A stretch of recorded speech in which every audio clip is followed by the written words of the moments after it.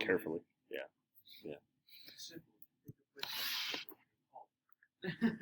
As long as you label it, that's pretty much how you do it. You're right. Yeah. All right, guys, let's take a look then at coordinate conversion. So we're going to have a few of these little conversion formulas. The good news about it is that each of these 4 conversion formulas, if you stop and think about it, they make sense. Again, just looking back to, or I shouldn't even say looking back, but just leaning on our knowledge of trigonometry and right triangles and sine, cosine, tangent, all of that stuff. If we, and Pythagorean theorem for that matter as well, if we could lean back just to what we already know, each of these is going to become more and more obvious, I suppose. All right, so if we're going to be converting from polar to rectangular form, the 2 key equations for us to realize is that x is just simply arc cosine theta. So radius, which I suppose we shouldn't call it the radius technically, so the directed distance from the pole, okay? So that distance, r, times the cosine of theta. If you have y, what you're really looking at there is r sine theta. So what we're saying here is that if we're talking about this value right here of x, that's going to be equal to whatever r is times the cosine of theta. Hopefully that makes some sense. Hopefully that makes a lot of sense. Considering that cosine, again, thinking back now to the unit circle, isn't cosine just your x term? Thinking about the unit circle again, the x term times r, which is 1 in the unit circle, isn't this just a kind of a fancy way of saying that x is equal to 1 times x? I mean, that's kind of what it's saying. Again, in a roundabout way, but what we're doing is a lot more valuable than that, than saying x equals x, or x equals 1 times x. Obviously, I mean, that you would have understood that when you were, in elementary school. But again, here what we're doing is this now gives us the ability to change from one form to another form. Okay, so anytime we see an x, that just understand that represents r cosine theta. Anytime you see r cosine theta, that represents x. Now we have a way of switching forms back and forth. Okay, which might not seem like much, but it's kind of a big deal. Bless you. Okay, this is sort of like if you were to see the square root of -1, we could immediately call that I, and we just switched number systems. Does that make sense? Again, pretty important, I suppose, in terms of our progression. Okay, we also have rectangular to polar. These, very similarly, we could say that tangent of theta is equal to y over x. So, if we think about this right triangle over here that we are creating, r is going to be, again, if we had that circle drawn in, r would be the radius, or what we're referring to this, that directed distance. So, if we were to create this triangle with theta being marked as is, do we agree that the tangent is the opposite over the hypotenuse? So the way that this is written up, that the tangent of theta is equal to the opposite, which is labeled y, divided by the adjacent, which is labeled x. So as long as we, I should definitely be identifying what we have going on with this sketch a little bit more closely.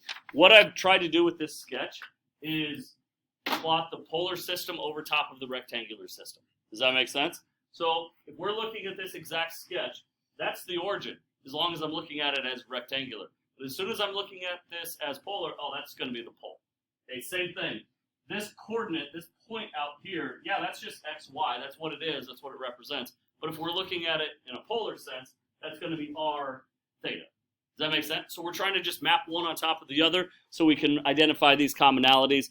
And once again, we want to be able to say, all right, I'm in this form. I want to change over to that form. These are the little equations that are going to get us there. Does that make sense? We seeing this? A little bit? All right, so the last one, again, I'm sure that we could figure out how this came about.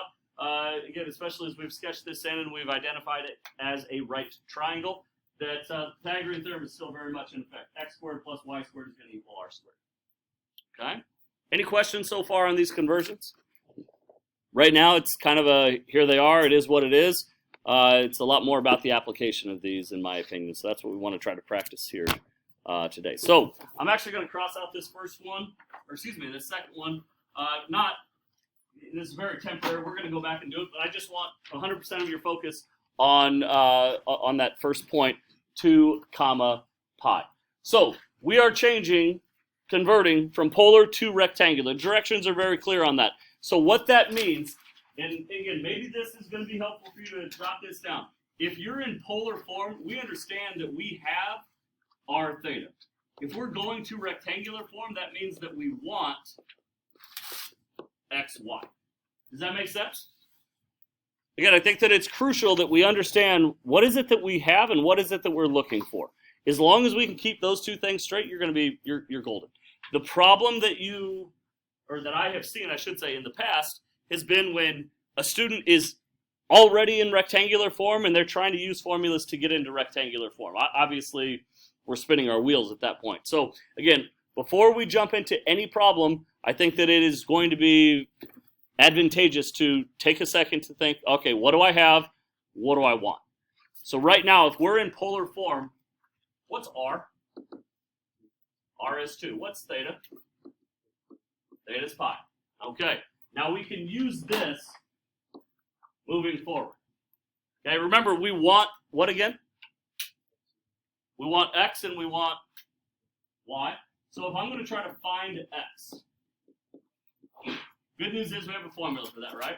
Our formula says x is equal to r times the cosine of theta.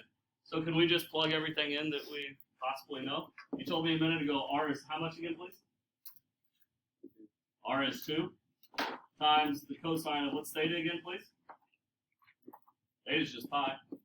All right, now, for those of us who thought that we were completely done with the unit circle, incorrect. What is the cosine of theta? Or, excuse me, the cosine of pi in this case. So again, if we're talking about pi, we're talking about this particular point located at -1, 0, which Ethan, one more time, a little bit louder. You told me that the cosine of pi is how much? -1. Very good. So x is equal to 2 times the cosine of pi. Ethan tells us this is -1. So now do we know that x is going to have a value of -2? Do we see how we got there? Now let's go back just to make certain that we're all on the same page. Ethan told us that the cosine of pi was -1. That was the x-coordinate. Is that always going to be the case? If you're on the unit circle, is cosine always going to be the x-coordinate? Absolutely is. Okay. If we're asking for the sine, not going to be -1 anymore. The sine of pi is going to be what? I think they call that foreshadowing in an English classroom. So next up, we want to find y. So in a very similar manner, now we're going to find y, but our formula here says y is equal to not r cosine theta, but what? R sine theta. And now it's pretty much the exact same process. We know that r is 2. We know that theta is pi. So now we can plug in and find what is the sine of pi? 0. And you're going to tell me now that 2 times 0 is?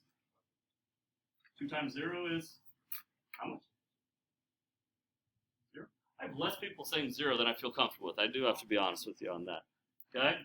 All right, so is this how we write our answer? Oh, again, these are my answer, but not until we put it together. Again, if we're looking for that coordinate, x is -2, y is 0. That would be our coordinate.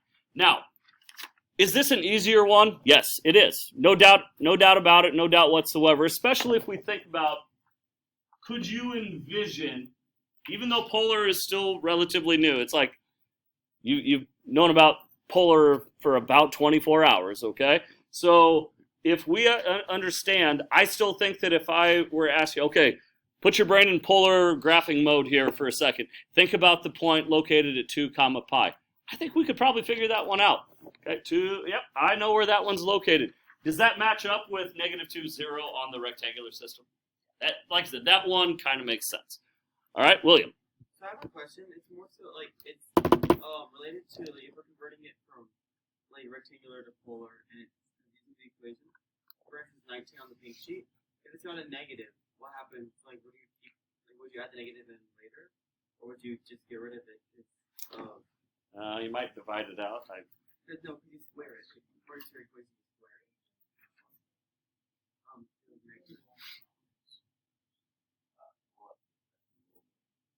Yeah, it would square out, I think, is what you're saying. You just get rid of the negative? Essentially, yeah. All right, so guys, let's go ahead and take a look at the next part then. Again, we were able to work with 2, pi. Is root 3, pi over 6 going to be a little bit more challenging? I mean, time will tell.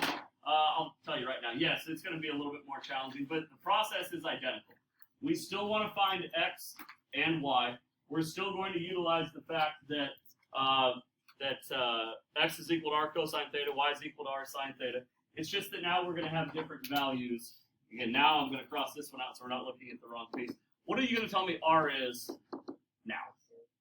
R is going to be root 3. What about theta, please? I over 6. Okay. Now we're going to take these values and we're going to put them into action. So x is equal to r, you just told me was root 3, times the cosine. What's theta again, please? Pi over 6. Okay, so if we're talking about pi over 6, again, we're talking now about this point right here, which we know is located at root 3 over 2 comma 1/2. If that's the case, what is the cosine, please, of pi over 6? The x coordinate of root 3 over 2. Now, when I multiply, this is like root 3 over 1, remember? So multiply my numerators. What's root 3 times root 3? Just 3, and then 1 times 2 in the denominator would be 2. So we now know that x is going to be 3/2. Okay, let's go over and do the exact same thing for y.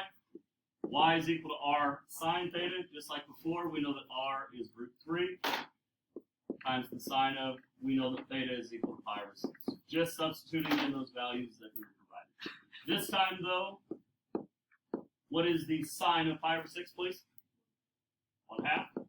When I multiply, now we know that multiplying across root 3 over 2 is going to be my y value. So getting rid of that first answer, what's our final answer going to be then, please? X was 3/2, y was 3 over 2. Put those together, there's our coordinate. Guys, how do we feel about converting coordinates from polar to rectangular? Not that bad? Feeling pretty good about it? Okay, let's go the other way then. Let's go rectangular to polar. So if I'm going to go rectangular to polar, in this case, we've got -1, 1 to start. Okay, so just like we had said before, what we're looking to do... Sorry, can I go to the restroom really fast? During instruction? Yeah. Is it an emergency? Yeah, I'm like shaking. I've been drinking coffee, so I'm like That sounds like having a caffeine high right now, and I'm like, I need to walk it off.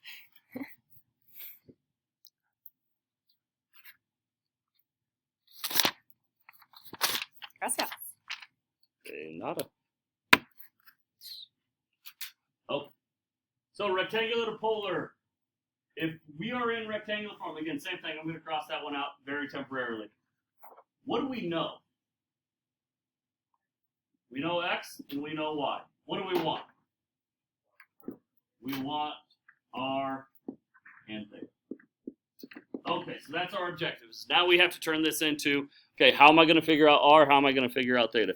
Luckily, we have conversion formulas for that, right? What are you going to tell me is my conversion formula dealing with r? Well, that's going to get us to theta. I'm talking more about the r value. Do we know that r squared is equal to x squared plus y squared? Are we good with that?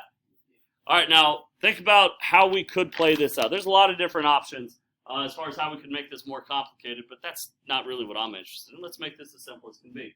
If we know that x is equal to -1, and we know that y is equal to +1, and we build our equation this way. Now, by the way, I'm not writing it separately over here. I guess I can. X is -1, y is +1. Where did I get that? From the coordinate, correct? All right, so now as we plug this in, we're going to say that r squared is equal to, I know that -1 squared is 1, +1 squared is 1, 1 plus 1 is 2. We're not done. We just want r, so when we square root both sides, can't forget that plus or minus. R is going to be equivalent to plus or minus root 2. We'll talk about that plus or minus thing here in a minute. Okay, so we found r. Outstanding. Now let's go ahead and find theta. So finding theta. This time, what's my equation for theta? We're told that the tangent of theta is equal to y over x, which is very helpful when we know exactly what y is, 1. We know exactly what x is, -1. So do we all agree that the tangent of theta is going to equal -1? Which is almost where we want to be, except that we just want, not tangent, but we just want theta by itself. So do we agree that we're going to apply the tangent inverse to both sides? So theta is going to be equivalent to the tangent inverse of -1. What are you going to tell me that is, please? Think about it. We're asking on the unit circle where is tangent equivalent to -1?